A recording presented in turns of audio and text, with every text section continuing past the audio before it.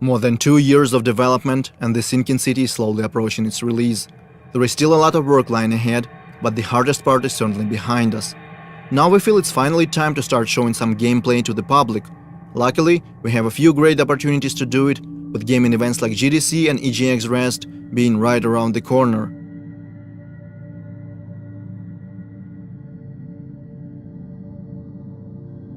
Making a demo is always a challenge, we know that by now. Our goal is to show as much diversity as possible, diversity of our gameplay features and cultural aspects as well. For these purposes, and also to introduce and explain our mechanics, we are creating a completely new quest line. So let's jump back to November when our work began.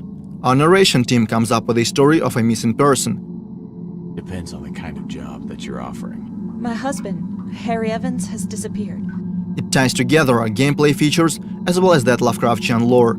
At the same time, our concept artists and level modelers start working on the gameplay area.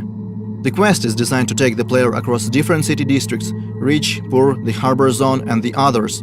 At first, the plan was to put together a small separate map just for GDC, but we quickly realized we didn't want to make something we would never use in the future. So we agreed that the quest should take place in the actual city. The problem is our full map is far from finished. It already has streets and buildings, but is lacking those small details that make a city feel alive. To negate that, we decide to border off the gameplay area and spice it up a little, add points of interest, vehicles, landmarks, and of course our monoliths. So now we have a more or less finished and polished part of the map that we can use in our final product.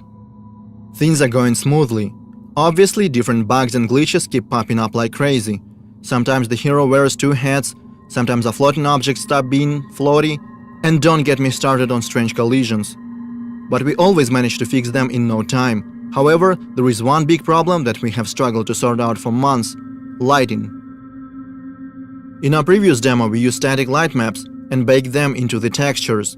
That was a difficult and resource-draining process, so in our game we eventually decided to switch to dynamic lighting. It works great, yet we still cannot pinpoint the right tone and colors that we want to use in the sinking city. To solve that problem, we reach out to professional photo artists in Kyiv.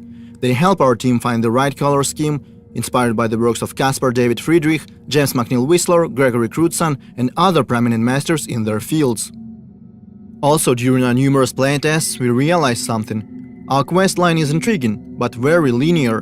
And that's not something you'd expect from the developers that keep hyping up their quote-unquote strong and non-linear storytelling.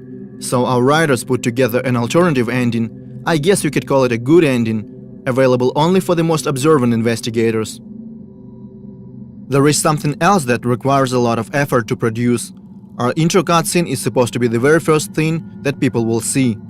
Obviously, we want to make it look impressive and true to our source of inspiration, Lovecraft. Our cinematic artists decide to start the cutscene in the water, slowly emerging to show the city. The sea and its destructive influence are one of the main themes in our game, and these first few seconds felt fitting, they felt right.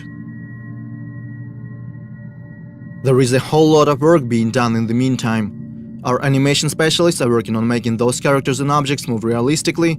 The localization team is searching for the right actors to voice our characters. The sound designers and the combat unit are busy as well. After several months of work, the demo is ready. All that's left to do is spend countless and countless hours creating and practicing the presentation. We know the importance of the first impressions. They can be make it or break it kind of deal.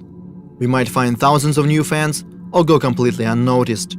And it's really tempting to fall in the trap of overpromise just to gain short-term attention. But there is nothing worse than being disappointed when the game comes out and feel like being lied to. So we decided to make a demo that is true to the game as possible. And now we want to see what will be the people's reaction.